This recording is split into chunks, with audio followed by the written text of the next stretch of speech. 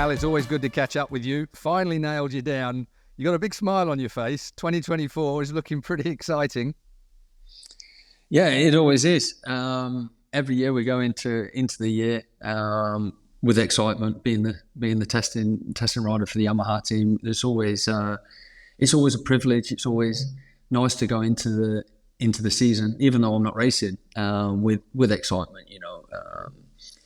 Try and do our best to improve the bike. It gives me a new sense of some sort of achievement. If you get it right. If you get it wrong the way that we're getting it wrong at the moment, it's always difficult. But you always have that great desire that it's gonna turn around. And the 2024 Moto Grand Prix season, as with the other championships, are always exciting. That I think the year started well in MotoGP, and we're watching it with bated breath to see if we can start to improve our package and the guys get up there in the races and in the championship. Well, concessions have been a major talking point, obviously. Yamaha are bottom of the list, down in segment D, along with Honda. Can you believe it? To the Japanese down in the bottom tranche. But the great thing about that is it does give you a major opportunity to be able to work hard and get that motorcycle back. But Yamaha, are you confident they're going to be able to do it? Have you seen what's in the pipeline? Are you party to what they're engineering away in Japan and bringing to you to test?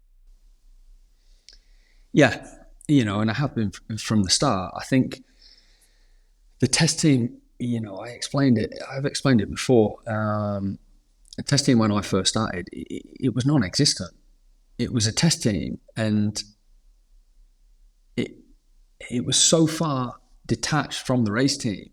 It was just like somebody riding around on an M1 Yamaha, and the team didn't really, I'm not saying know what they were doing, but there was no collaboration with the race team. And every year that's got better and better. And now it's probably the strongest point. Every year the test team do a great job, and they do a great job. But now I think it's really close. The information gets fed back very, very well. It gets fed back to Japan.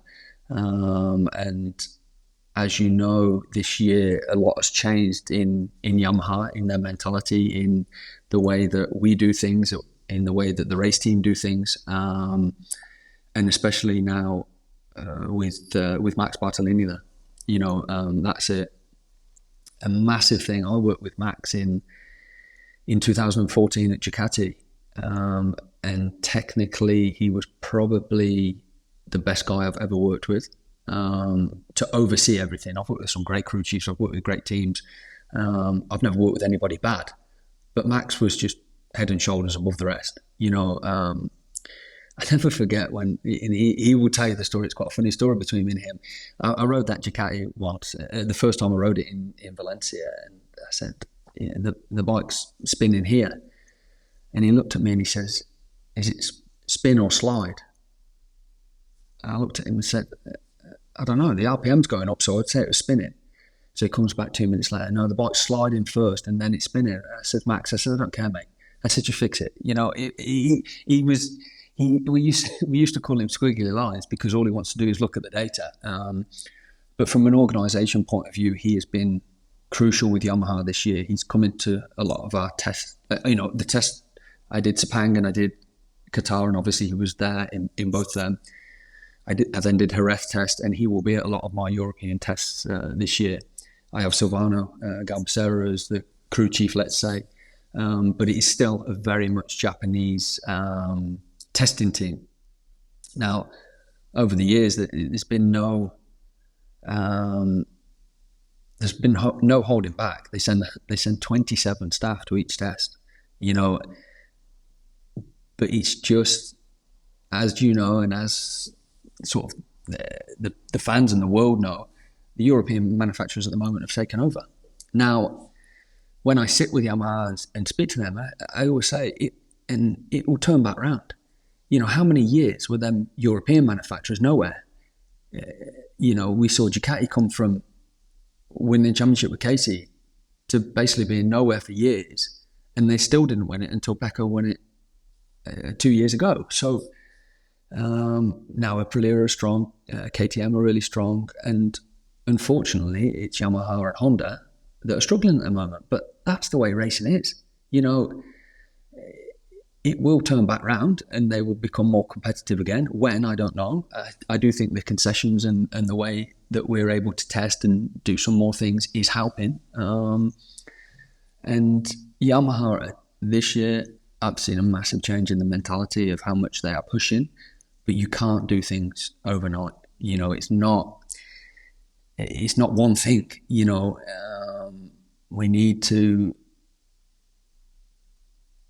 We sort of know what the problem is, but the problem has been the same the last 3 years. And I've said it for the last 3 years, but getting them to change has been very, very difficult. Now Max has came in. I think that's, they've took a lot of handle on the situation and sort of looking in every area. And I believe it's only a matter of time before they will be a lot stronger than what they are now. How much are they working towards the 2027 rule change? I mean, we've got the next 5 years of technical regs that will be coming out in 27. Obviously, the manufacturers are working towards getting a package together that they all agree on. Seems like we're definitely going to go 850cc, rah, rah, rah. How much of the work you're doing now is actually for that rather than for keeping the likes of Quartararo happy? I mean, for instance, Quartararo just signed reputedly a €12 million deal to stay at Yamaha. He must have done some due diligence to sort of talk with you and trying to work out where you're going with this package and how it's going to improve. And I suppose, again, cutting myself off with this, the $64,000 question is, are we sticking with an across the frame 4 or are we going to a V4 at some later stage? I mean, where is all of that? It's a massive amount of changes that are likely. Yeah, honestly, Keith, I don't know. I don't know what their plan is for the new regulations in 2027. I have no idea. They need to get back to the front first and foremost. And I think that with Fabio committing and their trust in Fabio and Fabio's trust in them, it shows that they're working in the right direction. If you're talking the rider market, did he have anywhere else to go? I don't know. But I believe that he's been with them for a long time. He knows what they're capable of. And he knows the bike that he used to ride, which is the bike I also tested once, and it was phenomenal. The 2019 bike, the 2020 bike as well, that Franco Morbidelli was riding that year was unbelievable. But now we've got more power and more power and more power every year, which is what Fabio has asked for. This is where the problem has been created. Now, yes, they need power, that's sure, but they only need it in 4th, 5th and 6th gear at the end of the straight, But I think that it took a long time for me to explain to Yamaha getting power. We're creating so many problems coming out of the corner that at the end of the straight we're slower than what we were anyway, because the bike's spinning, the electronics are the biggest problem in the moment. They can't handle the power that we've got, the way that our electronics are working. So then we're slow at the end of the straight anyway. So another thing that I also said is there's 15 corners on each circuit. We need to go back to being able to go around the corners very, very well like we used to. Because if you take 1/10 per corner, that's 1.5 seconds. What you're going to lose in the straight is 2 or 3 tenths. Yes, you need the power to be able to battle, that's sure. So there's a lot of difference in philosophy of things, but it's putting it together. We're putting wings on the bike. We're doing so many different things that some are working, some are not working. We have to try, but I think moving forward, I believe they're going in completely the right direction. It's just going to take more time. How difficult is it as a test rider? You know how fast a motorbike is over a lap time, but a lap time doesn't necessarily count when it comes to actual race time, does it? At the end of the day, you're going to be amongst a whole group of riders that are going to be able, their bikes characteristically are going to be able to get under you, over you, or around you, or whatever it might be. How difficult is it a test rider to try and collate that information to make that work in a race pace type situation? Yeah, when when we go testing, we try and stay on a decent race pace. You know, I'm never now going to do the pace of the winners. That's short. That's the reality. But if you're within 1 second, then you're there or thereabouts, because 1 second sort of midfield. You know, as we see in some of the qualifying sessions, it's not. 1/10 is the top 12 or top 10. But you know, if you're in a good pace, it's better than riding around 4 seconds off the pace, because the bikes change. You know, the bikes feel amazing 4 seconds slower. You know, so you have to be on your game. You know, when I came in to doing the test roll with Yamaha, Lynn Jarvis said to me, he said, "I want somebody to grab it, you know, by the bull, you know, the bull by the horns, and put in their all." And that's what I did. I still basically train like I used to train when I was racing full time. I still put in as much effort to be able to do my job, because it's also not a game that you can go into it half-hearted. I've always felt that you can't go into riding one of these Grand Prix bikes half-hearted. And you know, with everything that I've done when I raced, no matter if I was last, I still gave my all. If I won, I gave my all. You know, and I still do that now with the testing roll. So it is difficult. You know, the bikes are getting harder and harder and harder. Honestly, from, you know, obviously I'm an older school guy. You know, I preferred it when it was 2015, 16, 14, 15, 16. No devices, none of this crap. But it's the way the game's going, so you have to go with it. But for someone like me, 38 years old, remembering to press levers and lights on the dash and clips on the start and all this thing, honestly, when I did the wild card last year, I did both races. Did the 2 races in Japan. I got 2 long lap penalties for a start. The first race I forgot to put the front hole shot device on.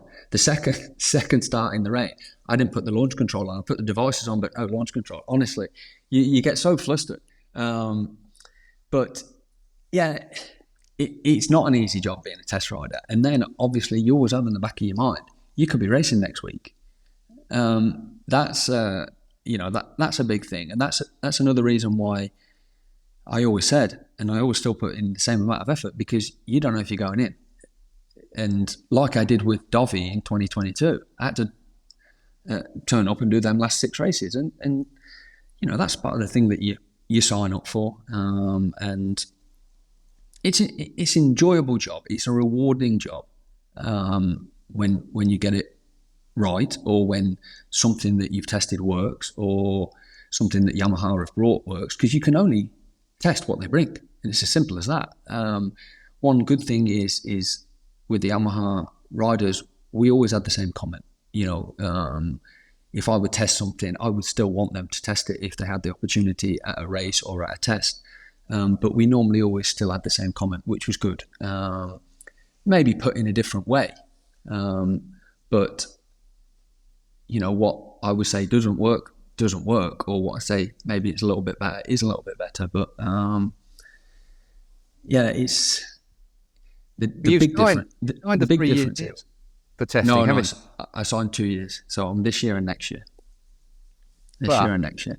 With the concessions being what there is, that's potentially 6 races a year. You could be racing as a wild card in those 2 years. Yeah, potentially. Yeah, I know. About that. I know Stefan's doing all 6 for Honda.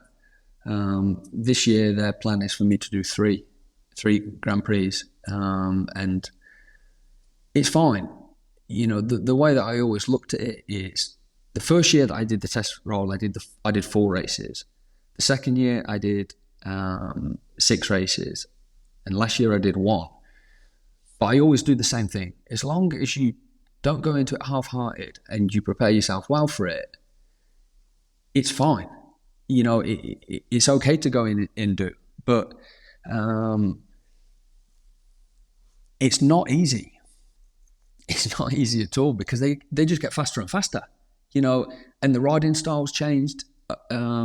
since I finished in 2020, the style has changed. It also changed around that time. 19 to 20 already started to change when they started to bring that different Michelin rear tyre.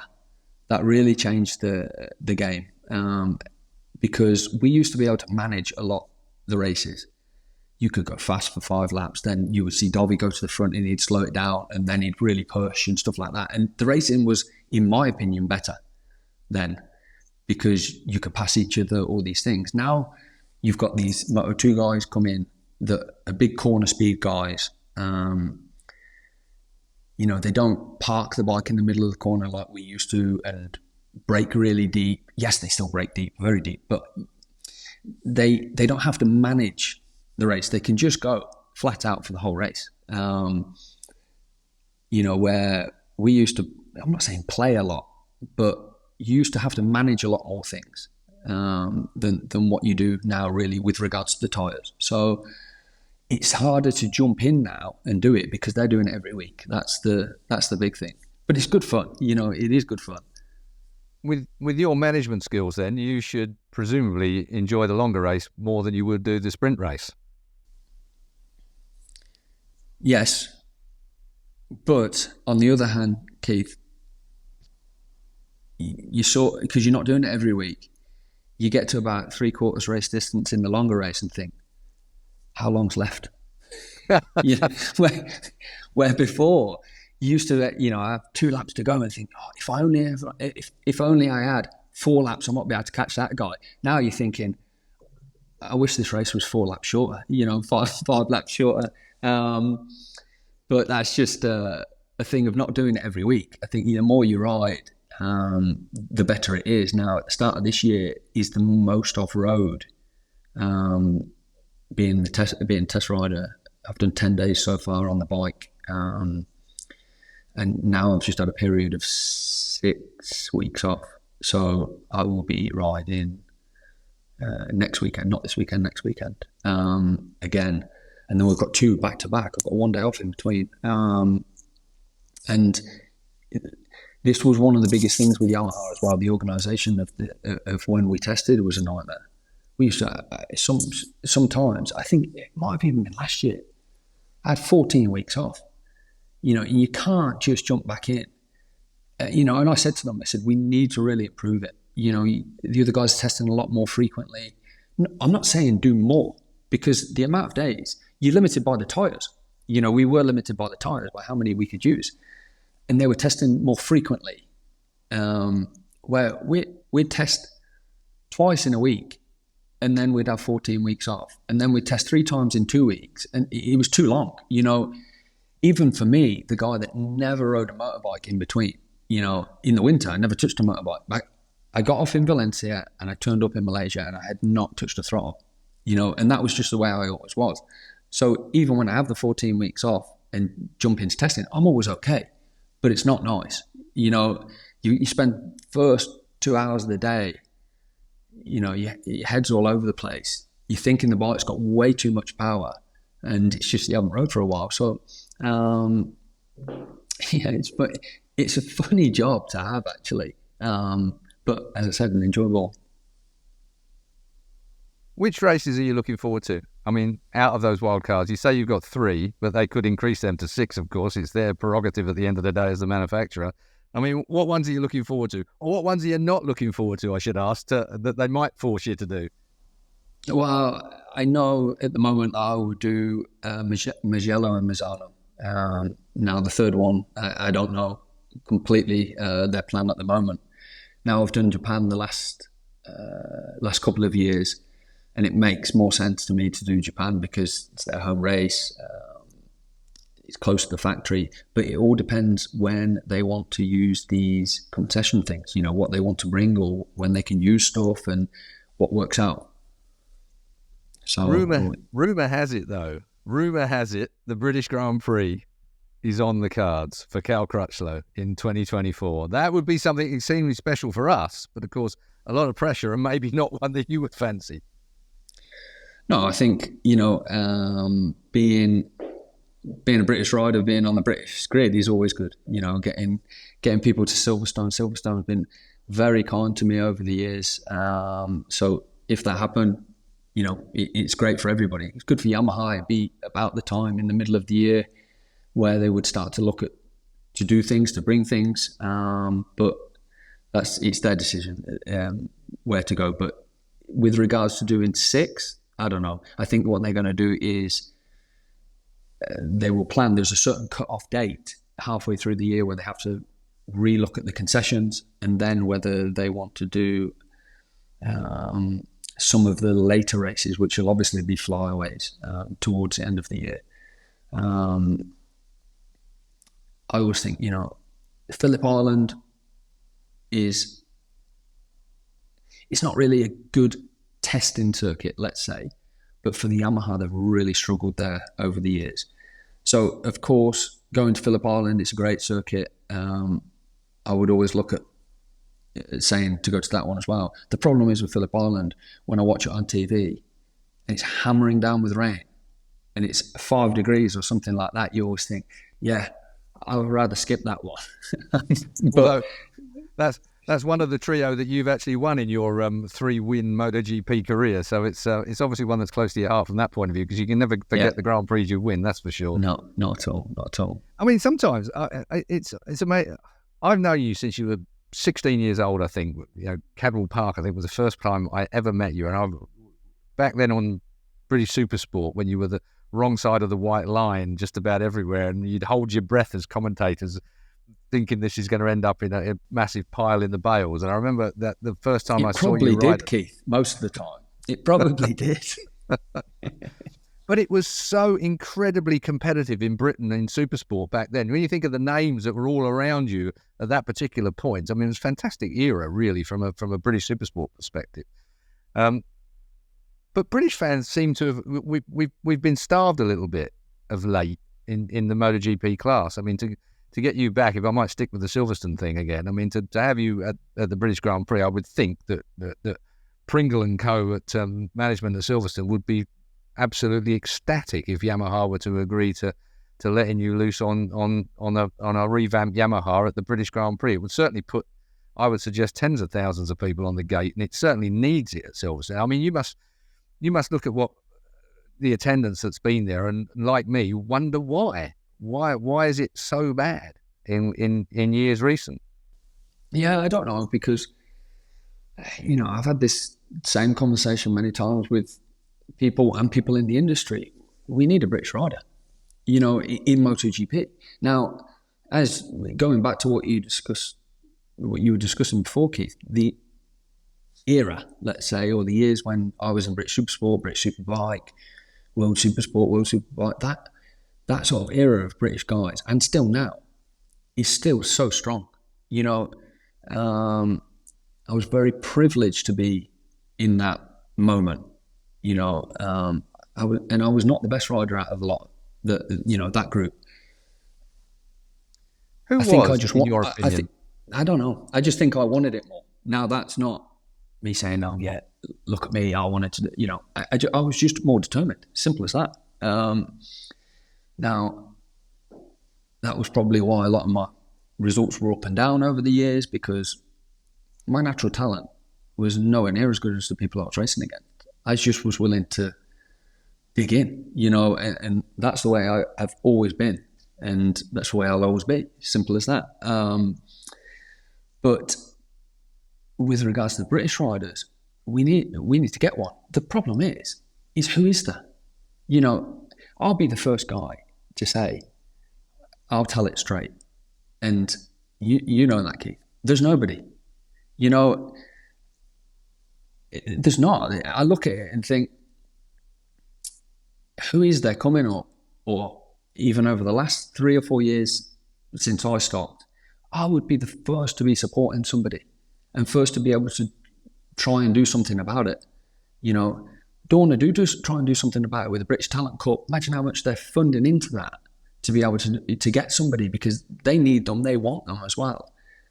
But I don't see anybody. You know, I think there's kids now that are really young, 12, 13. I think they're going to have the opportunity to come in 5, 6, 7 years. And, maybe around 20 years old, they will be the Moto Grand Prix riders. But to fill that gap, who is that? And that's the reality. Now, and I've never got to the bottom of why it is. People say, is it the British scene not pushing them, not doing this? But they're trying to do everything they can. There's nothing that they can't not be doing. As I said, Carmelo and Dorna, they've funded this thing for years to be able to get British talent in. Now, I do believe it's a lot about opportunity as well, but a good few of them have had opportunity to be able to do it. I think that if I look back, I was very lucky to be able to go, when I started to bounce the championships, I obviously went British Supersport, British Superbike, World Supersport, World Superbike, MotoGP. But that was because I was ruthless and I just wanted to get to MotoGP. And then it was about trying to stay there. I think you've got to make decisions based on trying to get there, and you're in it out of your depth. But a lot of it is now to do towards funding. People are asking 120, 30, 40,000 quid to race in, a Superbike championship or Supersport championship, and I think it's so difficult now to be able to get there. I think that is one of the reasons. And obviously, I hope that we can get some guys to be in maybe first of all Moto2 and then MotoGP, because it's what I want to see as well. Being a now fan that sits and watches at home, there's no British flag out there, and I wish there was as well.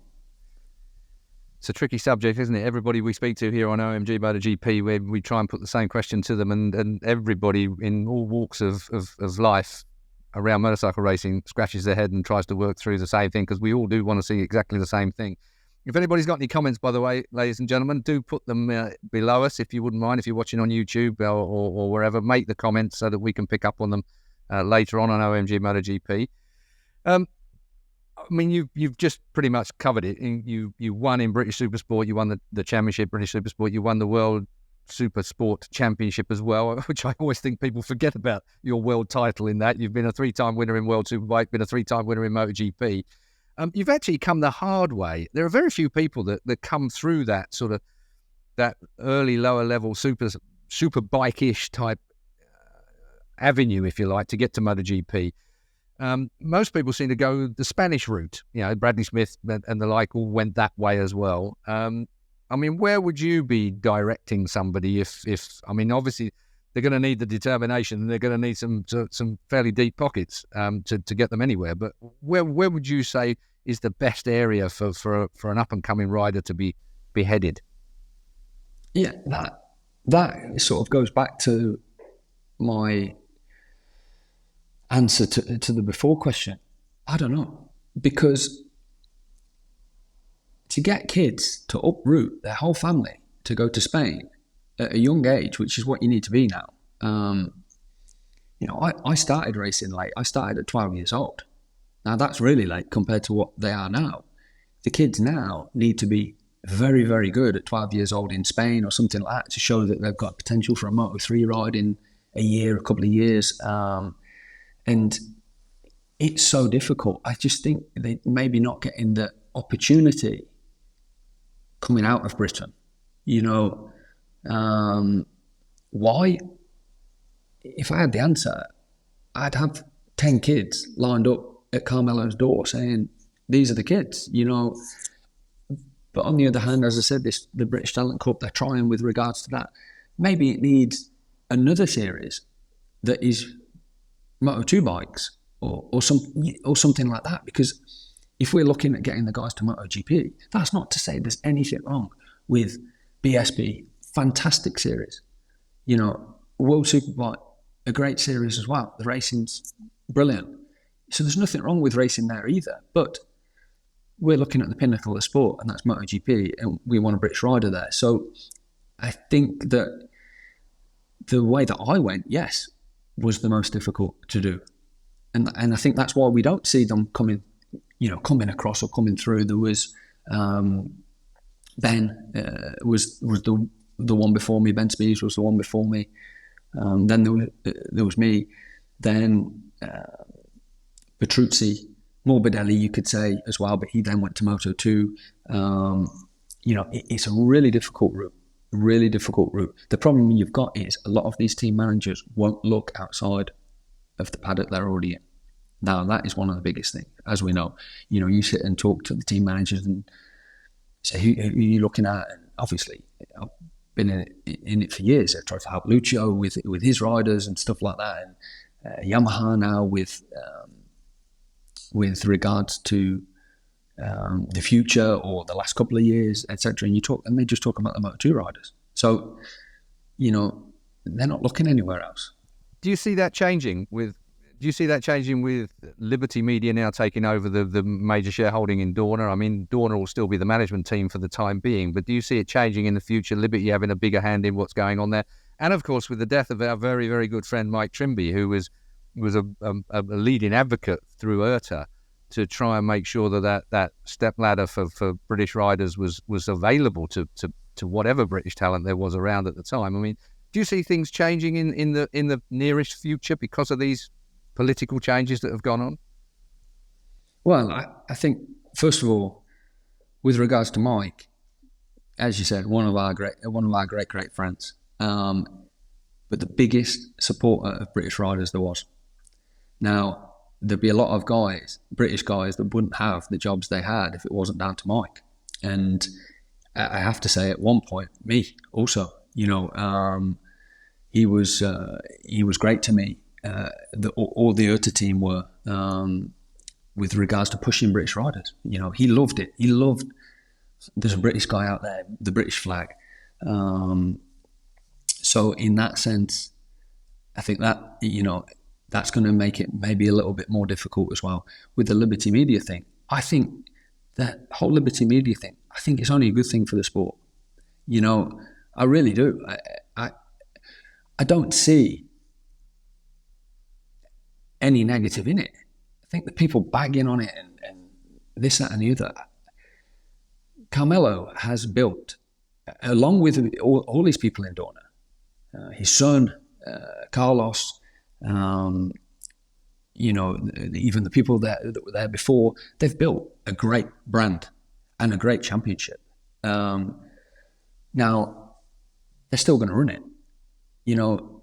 It's still going to be there. The people are still going to be making decisions with regards to the racing. Now, does it change that much?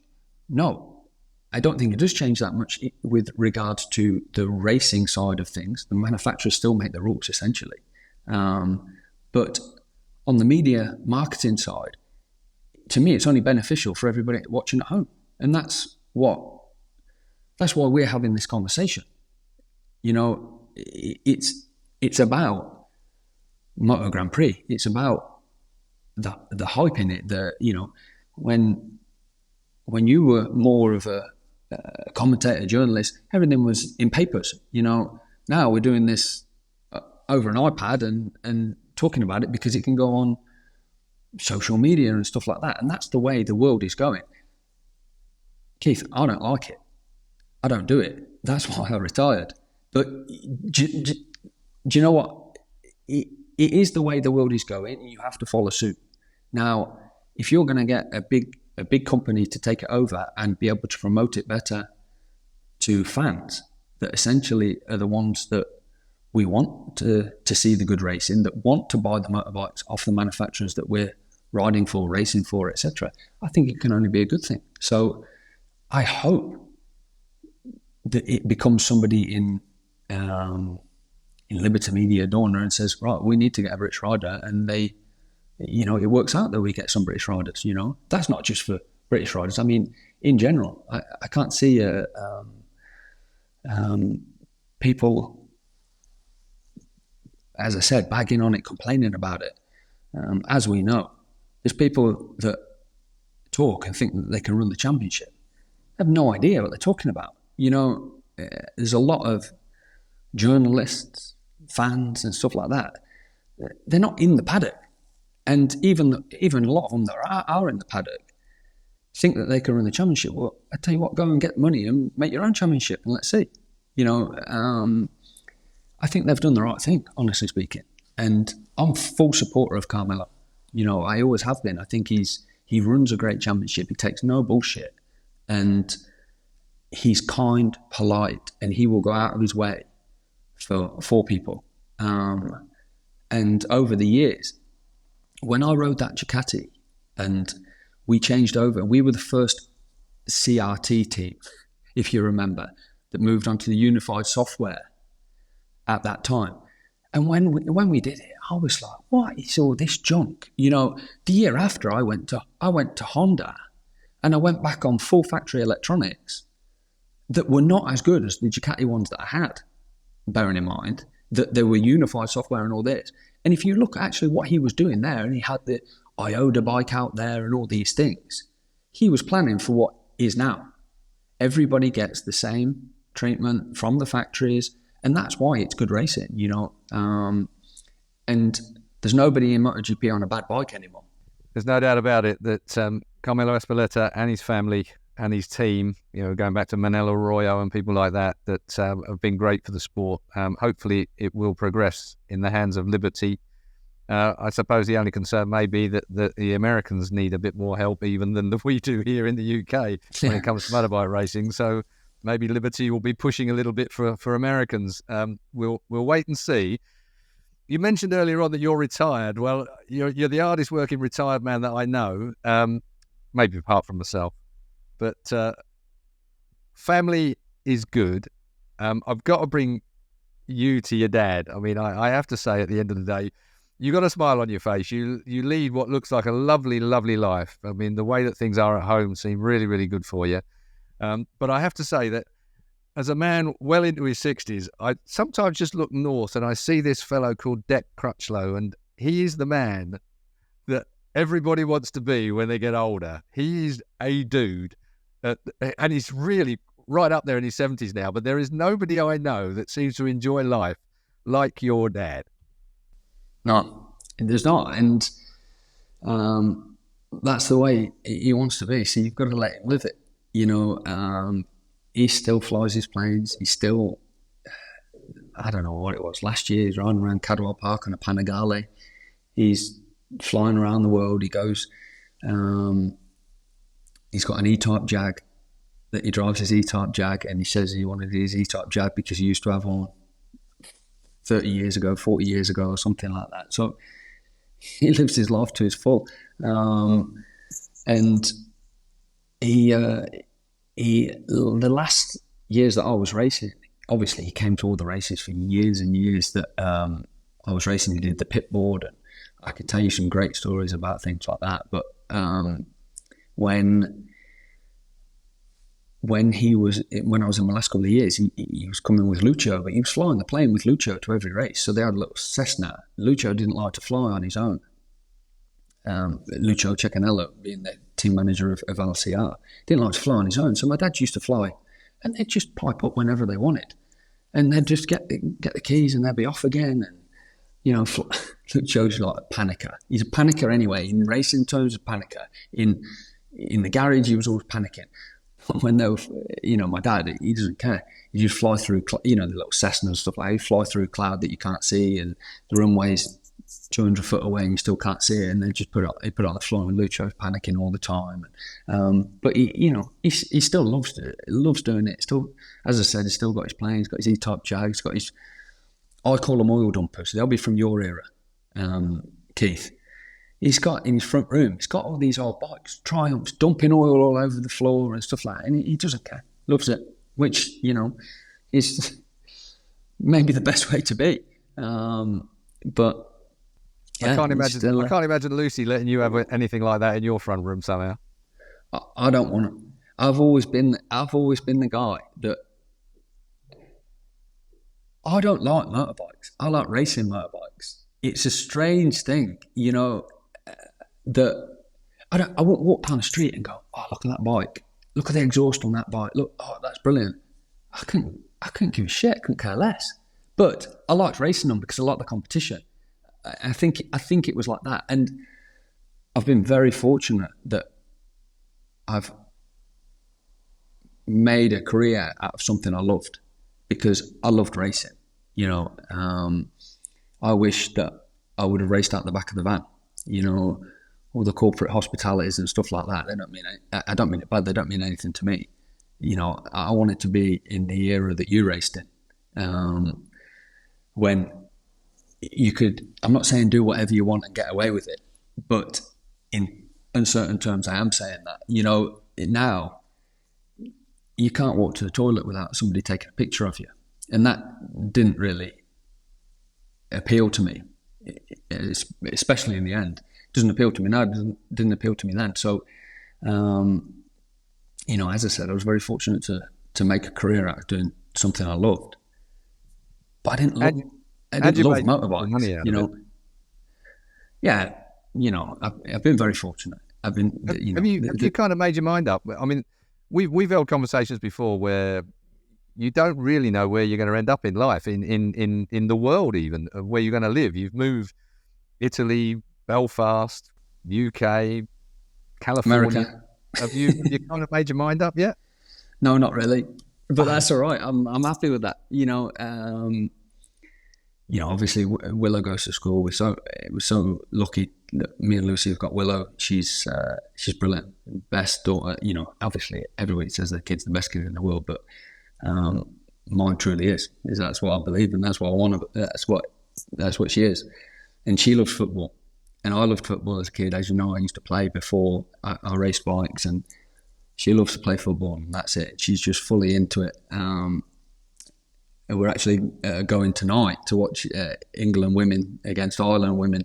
And, you know, our life's just for her to do what she wants to do. So if she wants to go somewhere, we go, and that's it. You know, and we're lucky and privileged that we've been able to do that. As you know, the first 3 years she was born, she got to go around the world. And then, of course, she goes to school, and she you know, loved to go to school. So I think, you know, anytime we can get a chance to go somewhere or do something, we do it. But I just don't like the weather in the UK. Simple as that. So, plus I've got a few aching bones, Keith. It's as simple as that. But yeah, we'll make a decision as and when, but we're always happy. We're always having a good time. And as long as, the way I see it, as long as Luce and Willow are happy, I'm happy as well. I think, Cal, you've made a wonderful life for yourself. You've worked bloody hard to get to that wonderful life. It hasn't been easy all the way through. You've certainly taken enough injuries to get your attention regarding that as well. We wish you the very, very best for the rest of the year. We wish and hope that you'll be racing at the British Grand Prix at Silverstone. My money is on a yes for that. So we'll wait and see how that shapes up. But really, truly, sincerely, from all of us, OMG MotoGP, Cal Crutchlow, you're an absolute star. We love you dearly, and we wish you the very best for the future. No, thanks for having me on, Keith. You know, I wouldn't do it for many people. Cheers, mate. Cheers.